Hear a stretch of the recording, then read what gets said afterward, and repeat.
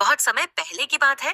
एक घने जंगल में अनोखा नाम का एक छोटा सा हिरण रहता था। अनोखा नाम उसे उसकी खासियत के कारण मिला था। वह साधारण हिरणों से बिल्कुल अलग था। उसकी खाल पर सफेद और सुनहरे रंग की सुंदर धारियां थीं, जो किसी भी जानवर ने पहले कभी नहीं देखी थीं। उसकी आंखों में एक अद्भुत चमक थी और उसकी चाल बहुत हल्की और तेज थी। लेकिन सिर्फ उसका रंग रूप ही नहीं, उसकी बुद्धिमानी भी उसे सभी जानवरों से अलग बनाती थी। जंगल के सभी जानवर उसे पसंद करते थे। उसे सब जानते थे और उसकी इज्जत करते थे, क्योंकि वह हर मुश्किल का हल समझदारी से निकालता था। चाहे जंगल में कोई भी समस्या हो, अनोखा हिरण अपनी बुद्धि से उसे सुलझा लेता था। उसकी इसी अनोखी विशेषता के कारण वह जंगल का प्रिय था। लेकिन जंगल का राजा शेर, जिसका नाम शेरू था, उसे पसंद नहीं करता था। शेरू को हमेशा लगता था कि जंगल में उसका ही सबसे ज्यादा सम्मान होना चाहिए, क्योंकि वह ताकतवर है। शेरू को अपनी ताकत और रुतबे पर बड़ा घमंड था।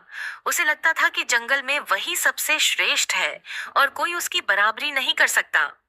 एक दिन शेरू ने देखा कि जंगल के जानवर अनोखे हिरण की बहुत तारीफ कर रहे हैं।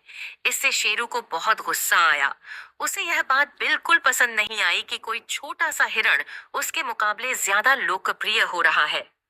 उसने सोचा, मैं इस हिरण को सबक सिखाऊंगा और इसे दिखाऊंगा कि जंगल का असली राजा कौन है।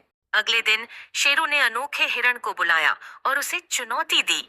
शेरू ने कहा, तुम्हारी तारीफें बहुत सुनी हैं, लेकिन जंगल में असली ताकत का महत्व है। अगर तुम सच में इतने अनोखे हो तो मेरी चुनौती स्वीकार करो। अनोखा हिरण समझ गया कि शेरू क्या चाहता है, लेकिन उसने धैर्य से जवाब दिया, मैं जानता हूं कि तुम जंगल के राजा हो और मुझसे ज्यादा ताकतवर हो, लेकिन हर चीज सिर्फ ताकत से नहीं जीती जाती। अगर तुम्हें मंजूर हो तो मैं तुम्हें बुद्धि से चुनौती देना चाहता हूँ।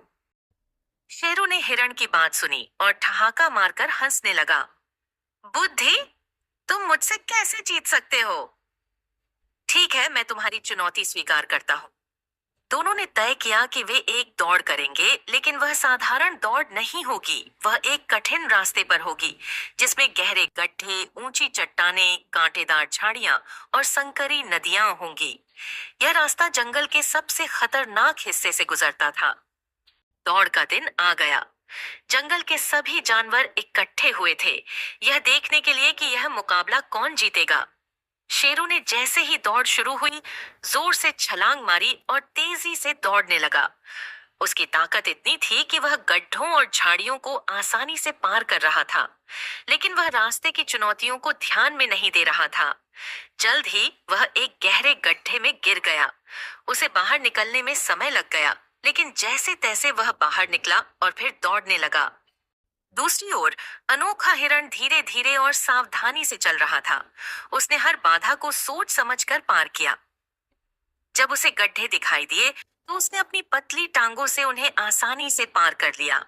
जब उसे कांटेदार झाड़ियां मिली तो उसने अपने हल्के शरीर का फायदा उठाकर उनके ऊपर से छलांग लगा दी। उसकी समझदारी और धैर्य उसे आगे बढ़ाते जा रहे थे। शेरू ने कई बार कोशिश की, लेकिन वह रास्ते की चुनौतियों में बार बार उलझता रहा। कभी वह चट्टानों से टकराया तो कभी झाड़ियों में फंस गया। उसकी ताकत उसके लिए बेकार साबित हो रही थी, क्योंकि वह रास्ते की कठिनाइयों को समझ नहीं रहा था। अंत में जब दोनों दौड़ की अंतिम मंजिल पर पहुंचे तो अनोखा हिरण पहले ही वहां पहुंच चुका था। शेरू ने यह देखकर हैरानी जताई और निराशा से सिर झुका लिया। वह समझ गया था कि ताकत से सब कुछ नहीं जीता जा सकता और जंगल में बुद्धिमानी का भी बहुत महत्व होता है। जंगल के सभी जानवरों ने अनोखे हिरण की सराहना की और शेरू ने भी उसकी बुद्धिमानी को स्वीकार किया। उस दिन के बाद शेरू ने अनोखे हिरण को अपना सच्चा मित्र मान लिया और उसे पूरा सम्मान दिया।